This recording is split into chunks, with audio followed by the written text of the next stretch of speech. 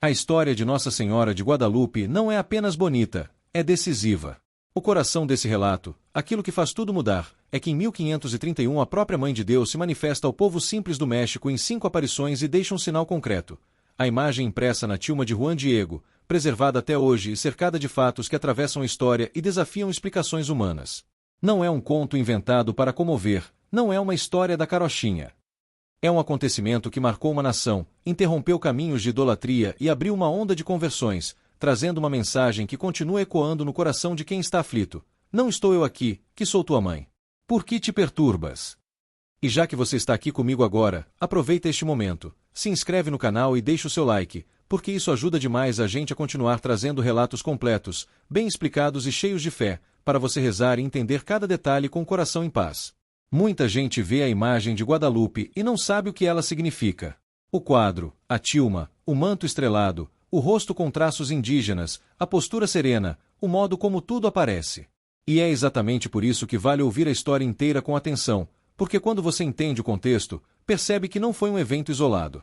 Aconteceu numa época específica, num lugar específico, para um povo específico, e com uma intenção espiritual muito clara.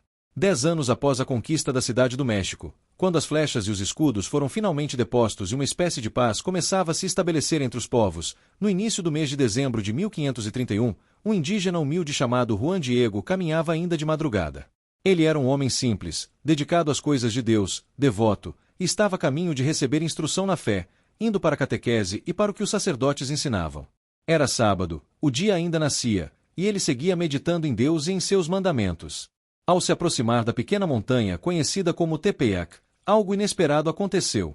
Juan Diego ouviu um canto vindo do alto da colina, como se fosse uma combinação de pássaros raros, belíssimos, numa harmonia tão suave que parecia não pertencer a este mundo. E quando os pássaros paravam, parecia que a própria colina respondia, como se a criação inteira estivesse numa espécie de diálogo com o céu. O coração dele parou por um instante, não por medo, mas por espanto. E ele se perguntou, tomado de reverência, se era digno daquilo, se estava sonhando, se estava entre 2 sonhos, se aquele lugar era o que os antigos falavam, a terra celestial.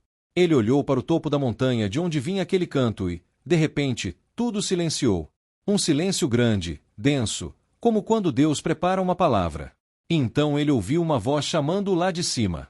Juan Diego não ficou inquieto. Pelo contrário, uma alegria intensa tomou conta dele, como se uma paz desconhecida puxasse seus passos. E ele subiu.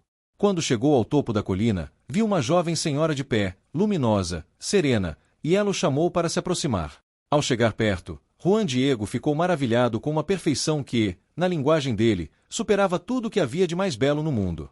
O rosto dela tinha traços indígenas, como se o céu tivesse escolhido falar na linguagem e no semblante do próprio povo.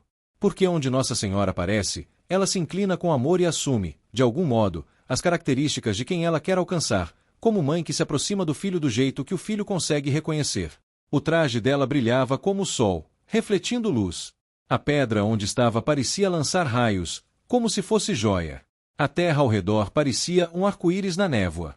Até os cactos, os arbustos e as ervas do lugar pareciam mais vivos, como esmeraldas e turquesas, e os espinhos brilhavam como ouro. Diante dela, Juan Diego se prostrou e escutou palavras afáveis, como de alguém que acolhe e estima profundamente.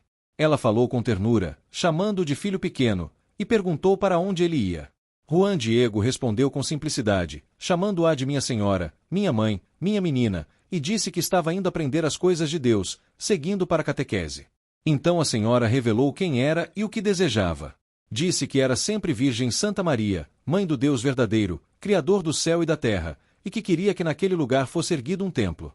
Um lugar onde ela pudesse mostrar amor, compaixão e socorro ao povo.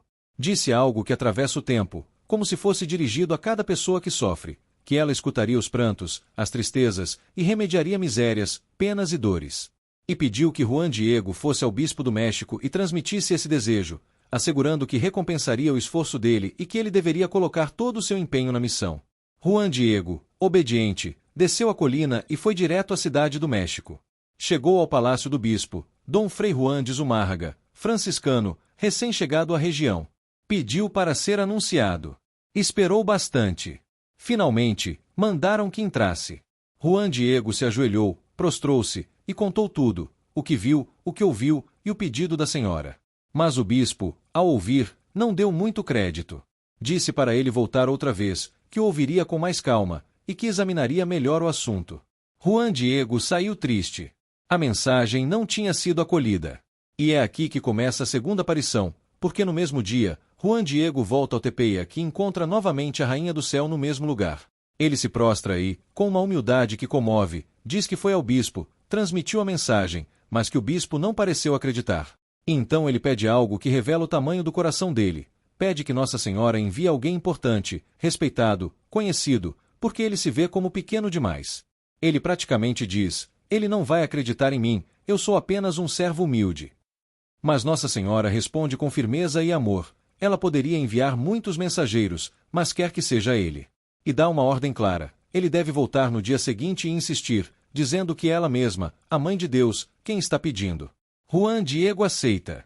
Diz que fará com alegria, embora tema não ser ouvido ou acreditado.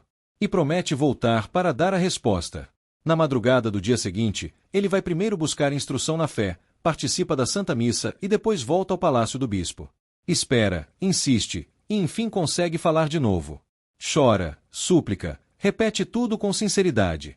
O bispo, então, começa a questionar com mais detalhes, perguntando sobre o lugar e sobre a senhora. Ainda assim, hesita.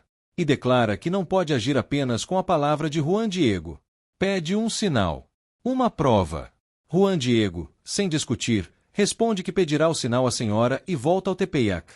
Só que, nesse caminho, os homens do bispo tentam segui-lo e perdem Juan Diego de vista perto de uma ponte. Frustrados, voltam e sugerem ao bispo que não acredite, dizendo que Juan Diego poderia estar inventando. E decidem que, se ele voltar, seria castigado.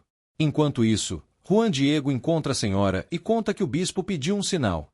E ela promete que dará a prova no dia seguinte. É assim que o céu vai preparando o grande momento. Não com pressa, mas com propósito.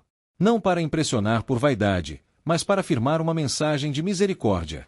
Se essa parte do relato tocou você de algum jeito, escreve nos comentários de onde você está assistindo e o que mais te chama a atenção nessa história.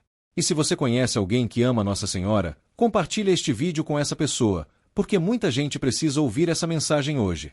Juan Diego tinha recebido a promessa do sinal, mas a história ainda precisava atravessar um momento de dor e prova. No dia seguinte, quando deveria retornar ao Tepeyac para buscar o sinal prometido, ele chegou em casa e encontrou seu tio, Juan Bernardino, gravemente doente. O estado dele era tão sério que Juan Diego passou a noite cuidando, chamando ajuda e tentando aliviar o sofrimento. Quando a noite avançou, o tio, já acreditando que a morte se aproximava, pediu algo muito simples e profundamente humano, que ao amanhecer, ainda no escuro, Juan Diego fosse chamar um sacerdote para que ele pudesse se confessar e se preparar, pois entendia que a vida estava se encerrando.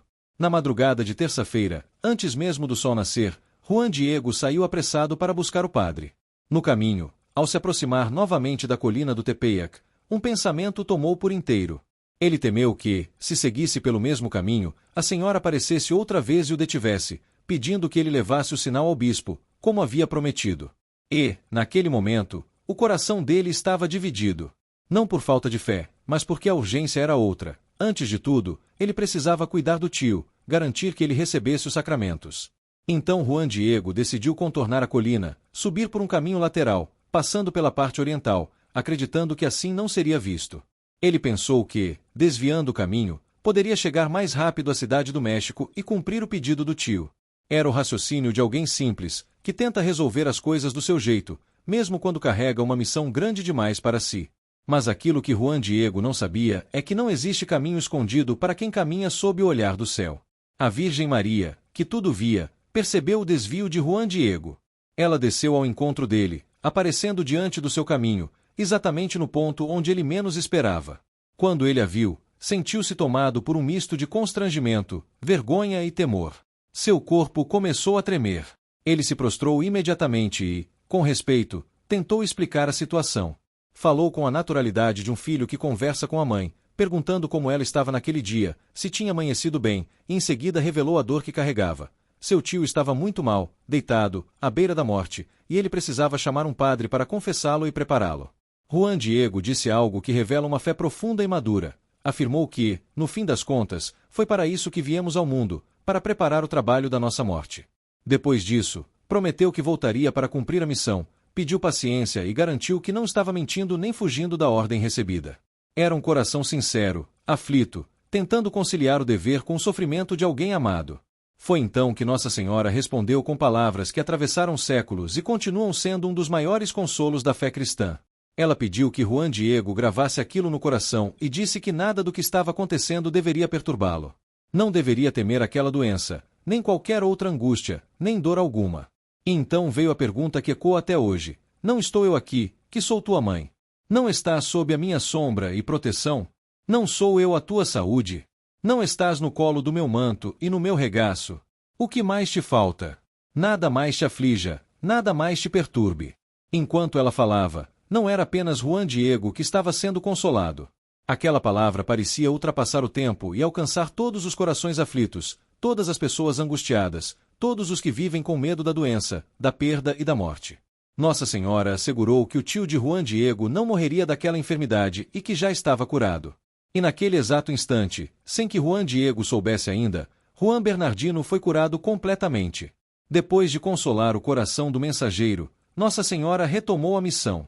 Pediu que ele subisse ao topo da colina e colhesse as flores que encontraria ali. Juan Diego obedeceu. Ao chegar ao alto, ficou tomado de espanto. O lugar, que normalmente era árido, coberto de pedras, espinhos e cactos, estava repleto de flores. Flores variadas, viçosas, frescas, especialmente rosas de castela, algo impossível naquela época do ano, pois era dezembro e o frio trazia geadas frequentes. As flores exalavam um perfume suave e pareciam cobertas por um orvalho precioso.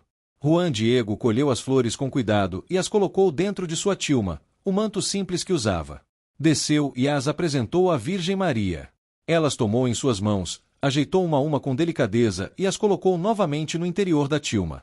Então disse que aquelas flores eram um sinal que ele levaria ao bispo. Ordenou com firmeza que ele não abrisse o manto diante de ninguém, apenas na presença do bispo, e que relatasse tudo com precisão, exatamente como havia acontecido. Nesse pedido de Nossa Senhora havia um propósito maior. Naquele tempo, o culto asteca ainda praticava sacrifícios humanos, inclusive de crianças, acreditando que isso agradaria seus deuses. A aparição de Nossa Senhora naquele lugar não era apenas um gesto de carinho, mas também um chamado à conversão, uma ruptura com a idolatria e a violência, um anúncio de vida em meio à morte. Por isso o templo precisava ser erguido ali. Não era só um edifício, era um sinal de que o céu estava intervindo na história daquele povo. Com o coração sereno e cheio de confiança, Juan Diego partiu em direção à cidade do México, cuidando com zelo das flores para que nenhuma caísse, sentindo perfume enquanto caminhava. Ele tinha certeza de que tudo se cumpriria, não por mérito próprio, mas porque a palavra da Mãe do Céu não falha. Se essa parte da história fez você lembrar de alguma aflição pessoal ou de alguém que precisa de consolo, escreve nos comentários uma palavra ou um pedido. E aproveita para verificar se você já está inscrito no canal, porque muita gente que acompanha esses vídeos ainda não se inscreveu. Se não estiver inscrito, se inscreve agora e ativa as notificações, assim você não perde os próximos capítulos dessa história tão profunda. Juan Diego chegou novamente à cidade do México carregando no coração uma paz que não vinha das circunstâncias, mas da certeza de que a Mãe do Céu havia assumido aquela missão. Ele caminhava com cuidado extremo, protegendo as flores escondidas na tilma, consciente de que não carregava apenas pétalas, mas um sinal que mudaria tudo. Ao chegar ao palácio do bispo, foi recebido pelo porteiro e por alguns servos. Pediu, com humildade, para ser levado à presença do bispo, mas, mais uma vez, foi ignorado.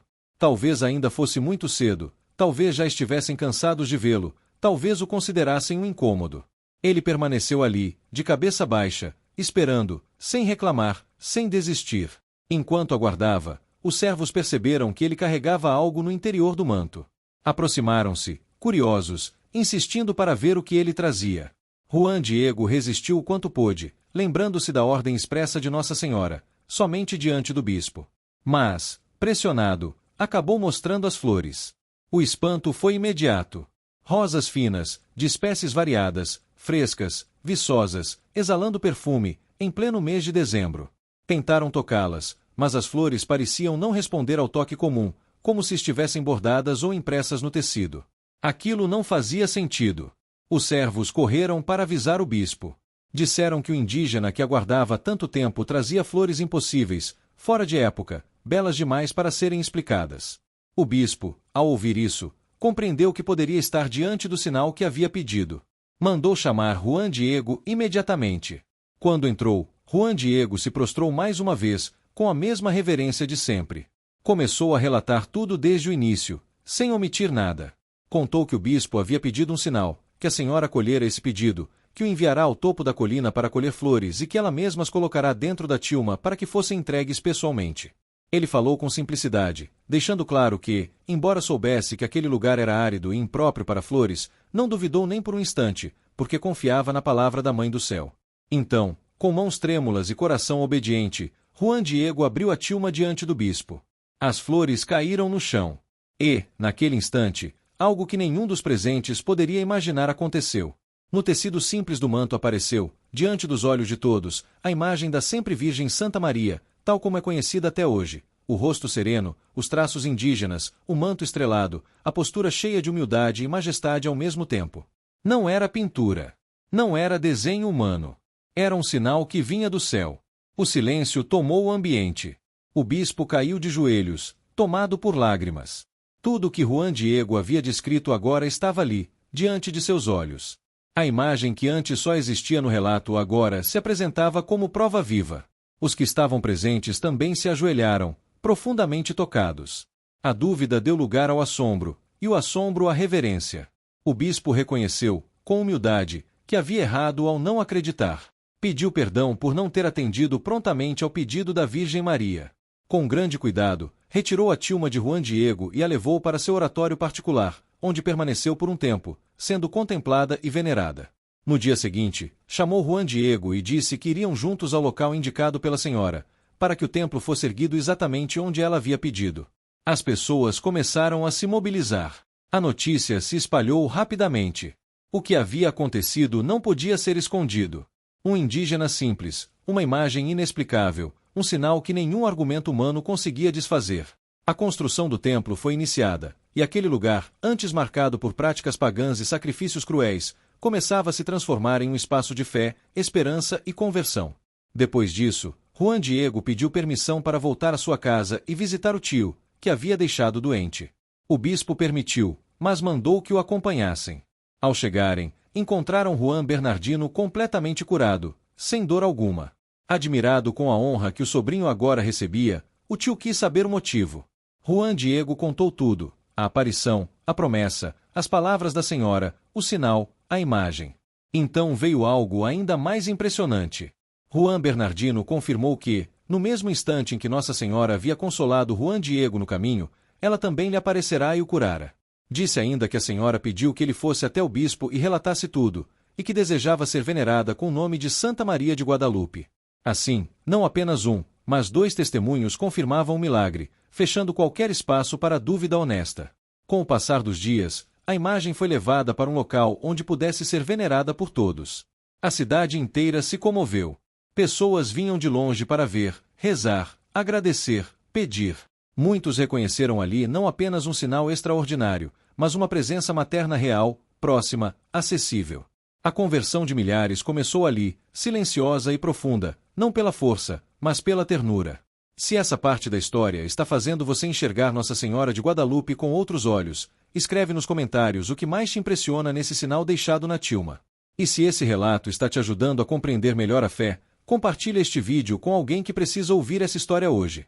A partir daquele momento, a imagem de Nossa Senhora de Guadalupe deixou de ser apenas um sinal reservado a poucos e passou a se tornar um acontecimento que envolveu toda a cidade. O bispo, consciente da responsabilidade que agora carregava, decidiu que a imagem não poderia permanecer escondida em seu oratório. Ela precisava ser colocada onde o povo pudesse vê-la, contemplá-la e rezar diante dela. Assim, a tilma de Juan Diego foi transladada para a igreja maior, para que todos tivessem acesso àquele sinal que o céu havia concedido. A comoção foi imediata. Pessoas simples e autoridades se misturavam, movidas por uma curiosidade que logo se transformava em reverência. Muitos se ajoelhavam sem conseguir explicar o que sentiam. Outros choravam em silêncio. Havia algo naquela imagem que tocava profundamente o coração humano. Não era apenas beleza, era presença. A postura de Maria, o olhar sereno, a suavidade do rosto e, ao mesmo tempo, a força simbólica de cada detalhe pareciam falar diretamente à alma de quem se aproximava. Com o passar do tempo, começaram a surgir perguntas mais profundas. Como aquela imagem podia existir daquela forma? A tilma era feita de fibras simples, que normalmente se deteriorariam em poucas décadas. No entanto, ali estava ela, intacta. Não havia traços de pincel, não havia tinta penetrando o tecido como nas pinturas comuns. A imagem parecia estar suspensa sobre o tecido, sem explicação lógica. Especialistas, ao longo dos séculos, tentaram compreender o fenômeno, mas nenhuma hipótese conseguiu explicar completamente como aquilo foi possível. Os detalhes da imagem também chamavam atenção. O manto azul esverdeado trazia estrelas dispostas de maneira precisa, correspondendo à posição do céu no dia da aparição. Para os povos indígenas, aquele tipo de manto era sinal de realeza celestial. A faixa escura na cintura indicava gravidez, algo que Juan Diego, mesmo sem formação teológica, reconheceu imediatamente. Para ele, estava claro, aquela senhora era virgem e, ao mesmo tempo, trazia o Filho de Deus em seu ventre. A linguagem simbólica falava mais alto do que qualquer discurso. Com o avanço dos estudos científicos, vieram descobertas ainda mais surpreendentes. Ao analisarem os olhos da imagem com instrumentos modernos, pesquisadores afirmaram encontrar reflexos de figuras humanas, como se a cena do milagre estivesse ali eternamente registrada. Pessoas que estariam presentes no momento em que Juan Diego abriu a tilma diante do bispo pareciam refletidas no olhar de Maria. Algo absolutamente impossível de ser reproduzido por técnicas artísticas conhecidas. Houve também episódios que reforçaram o caráter extraordinário da imagem. Em determinado momento da história, uma explosão ocorreu próxima ao local onde a tilma estava exposta. A força foi suficiente para retorcer objetos de metal ao redor, mas a imagem permaneceu intacta, sem qualquer dano. Para muitos, aquilo foi mais uma confirmação de que não se tratava de um objeto comum, mas de um sinal protegido por algo que ultrapassa as leis naturais. Enquanto isso, o impacto espiritual continuava crescendo. A partir das aparições de Nossa Senhora de Guadalupe, milhões de indígenas começaram a se converter ao cristianismo. Práticas antigas, marcadas por violência e sacrifícios humanos, foram abandonadas. O anúncio não veio pela imposição, mas pelo encontro com uma mãe que se apresentou com o rosto do próprio povo, falando uma linguagem que o coração entendia antes mesmo da razão. Nossa Senhora de Guadalupe passou a ser reconhecida não apenas como padroeira do México, mas como mãe da América Latina. Sua imagem atravessou fronteiras, línguas e culturas, chegando também ao coração do povo brasileiro. Entre tantos títulos de Maria ao redor do mundo, Guadalupe ocupa um lugar singular, porque ali o céu não apenas falou, mas deixou uma marca visível, concreta, duradoura. E talvez o mais forte de tudo não esteja apenas no milagre material, mas na mensagem que permanece viva. A mesma palavra que consolou Juan Diego continua ecoando hoje para quem vive aflito, cansado, com medo ou inseguro. A presença de Maria não elimina as lutas, mas muda a forma de enfrentá-las. Ela não promete ausência de dor, mas garante companhia, cuidado e proteção. Se você está acompanhando até aqui e sente que essa história toca algo profundo dentro de você, aproveita para escrever nos comentários o que mais te chama atenção nessa imagem e nessa mensagem. E se você acredita que alguém próximo precisa ouvir essa história agora, compartilhe este vídeo, porque muitas pessoas carregam angústias silenciosas e precisam lembrar que não estão sozinhas. Com o passar dos anos, a presença de Nossa Senhora de Guadalupe foi se consolidando não apenas como um fato extraordinário do passado, mas como uma devoção viva, que atravessa gerações e continua falando ao coração de quem se aproxima com fé. A tilma de Juan Diego permanece até hoje como um testemunho silencioso e eloquente, guardando em si uma mensagem que não envelhece.